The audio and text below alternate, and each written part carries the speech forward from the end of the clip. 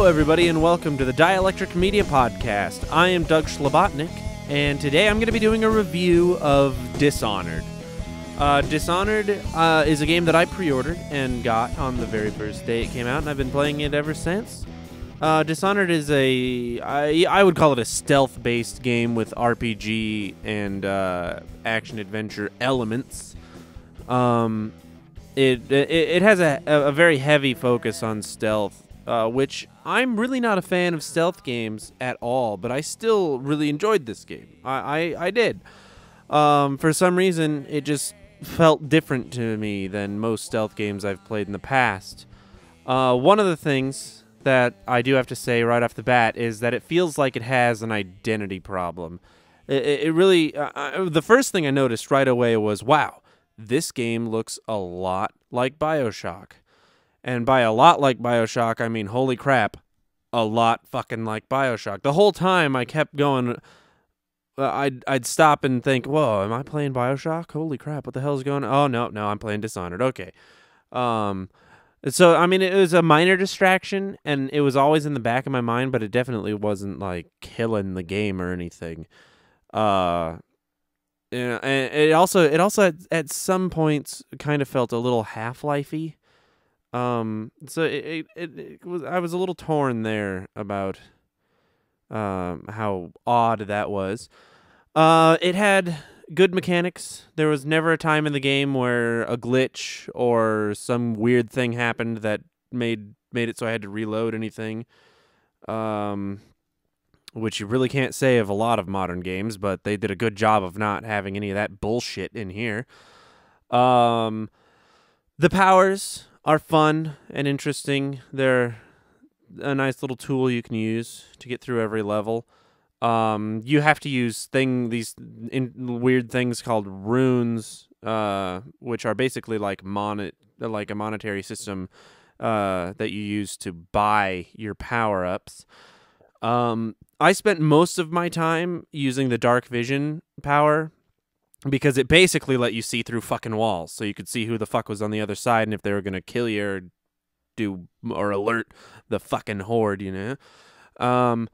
And the other one that is pretty much mandatory is blink. I mean, you can't get around some of the levels without using blink. And I really didn't seem to use any other powers besides those two. I made it through the entire game without using the one that slows time down or the one that makes a fucking shit ton of rats come out of the ground. What else was there?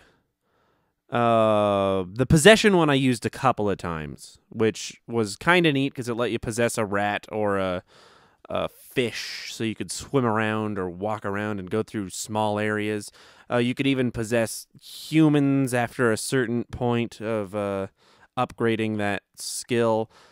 But one of my biggest disappointments with the skills is you can't really upgrade them that far. There was only one or two upgrades you could do. I really wish you could have upgraded them further. I would have liked to have seen some of the interesting things you could have done with more of that power. But like I said, not a game-breaking thing. You know, it's all right. If you don't spend most of your time in this game doing side quests or looking for runes or bone charms, you might find the game to be a little short. If you just blow through it, you could probably get it done in maybe like 10 hours, which would be a serious bummer. But you have to spend time looking around for all the stuff that you can find, all the ways you can get around people. You just have to spend your time. You can't blow through this type of a game. You just can't. I mean, it's not like Call of Duty where you can just run through following whatever fucker you have to follow. You really want to spend your time, lurking around, finding cool and interesting shit and finding as many runes as possible, because without runes you can't upgrade your fucking powers, and without that you're fucked.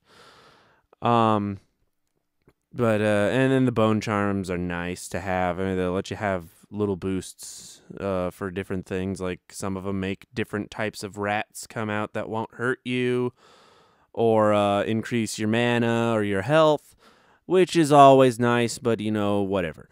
go fuck yourself on those. I don't really give a shit about the bone charms. I never even really noticed that I was using them.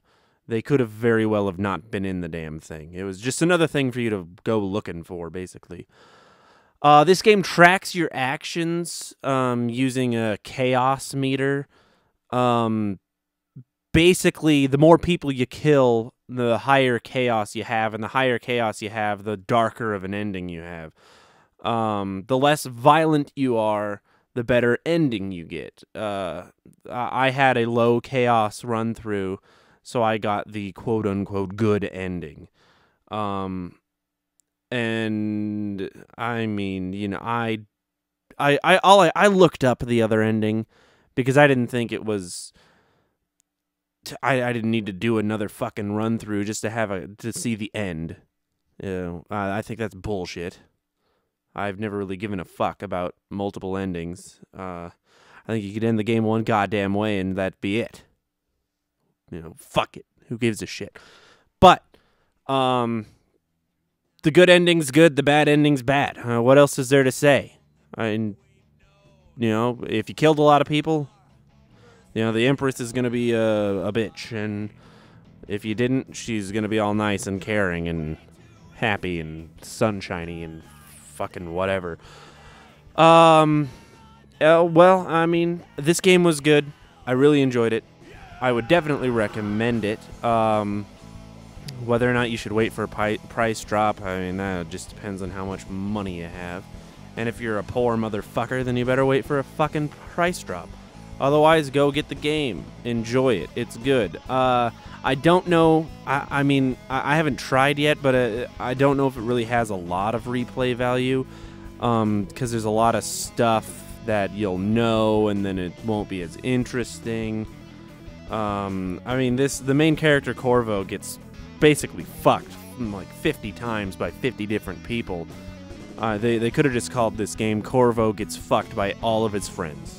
And everybody he thought who cared about him. Except for one guy, and that's Samuel, the boss. The boatman boss. But other than that, it's a good game. I enjoyed it. It was worth the $60 if you ask me. I'd give it about an 8 out of 10. Which seems to be what most of the reviewers are giving it.